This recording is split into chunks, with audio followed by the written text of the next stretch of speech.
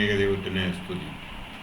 കർത്താവിൽ പ്രിയ വിശ്വാസികളുടെ സമൂഹമായ കുഞ്ഞുങ്ങളെ, നിങ്ങളെ ഏവരെയും ഹെവോറോ ചൊവ്വാഴ്ചയിലേക്ക് സ്വാഗതം ചെയ്യുന്നു. ഈ ദിനങ്ങൾ ഹെവോറോ ദിനങ്ങളായി അറിയപ്പെടുന്നു. അതോടൊപ്പം തന്നെ ഉയർപ്പിന് ശേഷം ഞായറാഴ്ച വരെയുള്ള ഈ ദിവസങ്ങളിലെ സംഭവ വികാസങ്ങൾ എന്ന് പറയുന്നത് കർത്താവായ യേശു ക്രിസ്തു ഉദ്ധിതനായതിനു ശേഷം ആദ്യമായി വെളിപ്പെട്ടത് സ്ത്രീകൾക്കാണ്. അവർ അവനെ തിരിച്ചറിഞ്ഞു കഴിഞ്ഞപ്പോൾ ഓടിച്ചെന്നവൻ്റെ തൃപ്പാദത്തിൽ തൊട്ട് അവനിൽ നിന്ന് അനുഗ്രഹം പ്രാപിക്കുകയും അവൻ അവരോട് നിങ്ങൾ ചെന്ന് ശിഷ്യന്മാരോട് ഈ സന്ദേശം അറിയിക്കുന്നതിന് വേണ്ടിയിട്ടും പറഞ്ഞയക്കുന്നതായി നാം ഇവിടെ കാണുന്നു. ശിഷ്യന്മാർക്ക് മുമ്പായി യേശു ക്രിസ്തു ഗലീലയ്ക്ക് പോകുന്നു. അവരും അവിടെ എത്തിച്ചേരുന്നതിന് വേണ്ടിയിട്ട് ആഹ്വാനം ചെയ്യുന്നതായി നാം ഇവിടെ കാണുന്നു. ഇന്നത്തെ ദിവസം നമ്മൾ ധ്യാനിക്കുന്നത് വേദഭാഗം എന്ന് പറയുന്നത് മത്തായി ശ്ലീഹായുടെ രക്ഷാസുവിശേഷം 28-ാം അധ്യായം 11 മുതൽ 20 വരെയുള്ള വേദഭാഗം ആണ്. അവിടെ ഇപ്രകാരം പറയുന്നു: അവർ പോകുമ്പോൾ കാവൽക്കൂട്ടത്തിൽ ചിലർ നഗരത്തിൽ ചെന്ന് സംഭവിച്ചതെല്ലാം മഹാപുരോഹിതന്മാരോട് അറിയിച്ചു. അവർ ഒന്നിച്ചുകൂടി മൂപ്പന്മാരുമായി ആലോചന കഴിച്ചു പടയാളികൾക്ക് വേണ്ടുവോളം പണം കൊടുത്തു. അവൻ്റെ ശിഷ്യന്മാർ രാത്രിയിൽ വന്ന് ഞങ്ങൾ ഉറങ്ങുമ്പോൾ അവനെ കട്ടുകൊണ്ടുപോയി എന്ന് പറവീൻ. വസ്തുത നാടുവാഴിയുടെ സന്നിധിയിലെത്തി എങ്കിലോ ഞങ്ങൾ അവനെ സമ്മതിപ്പിച്ചു, നിങ്ങളെ നിർഭരാക്കിക്കൊള്ളാം എന്ന് പറഞ്ഞു. അവർ പണം വാങ്ങി ഉപദേശപ്രകാരം ചെയ്തു. ഈ കഥ ഇന്നുവരെ യഹൂദന്മാരുടെ പരക്കെ നടപ്പായിരിക്കുന്നു.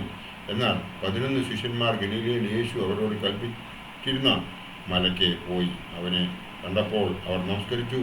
ചിലർ സംശയിച്ചു. യേശു അടുത്ത് ചെന്ന് സ്വർഗത്തിലും ഭൂമിയിലും സകല അധികാരവും എനിക്ക് നൽകപ്പെട്ടിരിക്കുന്നു. ആകയാൽ നിങ്ങൾ പുറപ്പെട്ട പിതാവിൻ്റെയും പുത്രൻ്റെയും പരിശുദ്ധാത്മാവിൻ്റെയും നാമത്തിൽ സ്നാനം കഴിപ്പിച്ച് ഞാൻ നിങ്ങളോട് കൽപ്പിക്കുന്നതൊക്കെയും പ്രമാണിപ്പാൻ തക്കവണ്ണം ഉപദേശിച്ചുകൊണ്ട് സകല ജാതികളെയും ശിഷ്യന്മാരാക്കിക്കൊള്ളുവിൻ. ഞാനോ ലോകാവസാനത്തോളവും എല്ലാ നാളും നിങ്ങളോടുകൂടെ ഉണ്ട് എന്ന് അരുളി ചെയ്തതായിട്ട് ഈ വേദഭാഗം പറയുന്നു. അതായത് കർത്താവായ യേശു ക്രിസ്തു നമുക്ക് തരുന്നതായ ആ ഉറപ്പ് എന്ന് പറയുന്നത് ഞാനോ ലോകാവസാനത്തോളം നിങ്ങളോടൊപ്പം ഉണ്ടായിരിക്കുമെന്നാണ് നാം മനസ്സിലാക്കേണ്ടത്. നമ്മുടെ ഈ ലോക ജീവിതത്തിൻ്റെ അവസാനം വരെയും അവൻ നമ്മോടൊപ്പം ഉണ്ടാകും.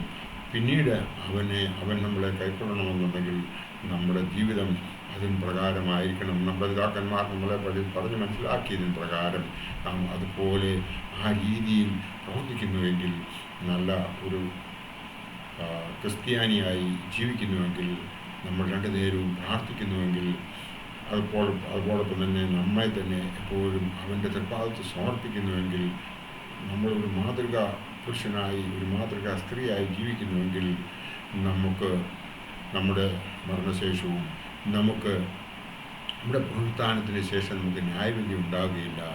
നമ്മൾ സ്വർഗത്തിൽ കർത്താവായ യേശു ക്രിസ്തുവിൻ്റെ വലത്തുഭാഗത്ത് ഇരിക്കുക. അവൻ നമ്മളെ അനുഗ്രഹിച്ച് സ്വീകരിക്കും എന്നുള്ളതിന് യാതൊരു സംശയവുമില്ല. അങ്ങനെ ഒക്കെയും സംഭവിക്കണമെന്നുണ്ടെങ്കിൽ ഈ വലിയ നോമ്പ്, അതായത് ഈ 50 ദിവസത്തെ നോമ്പ്, 40 ദിവസത്തെ ആദ്യത്തെ നോമ്പും അതിനുശേഷമുള്ള 10 ദിവസത്തെ കഷ്ടാനുവാഴ്ചയും ഒക്കെയും നമ്മൾ കൃത്യമായി മനസ്സിലാക്കിയവരാണ്.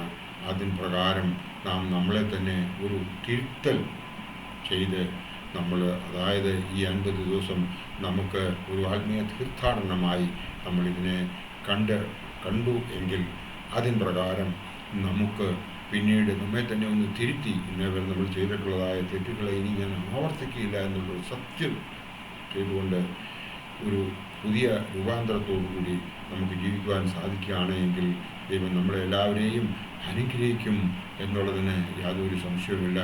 അതിനുവേണ്ടി നാം ചെയ്യേണ്ടത് നമ്മുടെ ആത്മാവിനെ കെടുക്കാതെ നാം അതിനെ സൂക്ഷിച്ചു വെക്കണം എന്ന് മാത്രമല്ല, നമ്മൾ എല്ലാറ്റിനെയും ശോധന ചെയ്ത് നല്ലതിനെ മുറുകെ പിടിക്കണം. ദൈവവചനം നമ്മൾ ഒരിക്കലും തിരസ്കരിക്കരുത്. അതാണ് നമ്മൾ ഏറ്റവും ആദ്യം ചെയ്യേണ്ടത്. അതുപോലെ തന്നെ ഈ ദോഷമായത് ഒന്നും തന്നെ നമ്മൾ വച്ചുകൊണ്ടിരിക്കാതെ അതിനെ വിട്ടുകളയുകയാണ് ചെയ്യേണ്ടത്.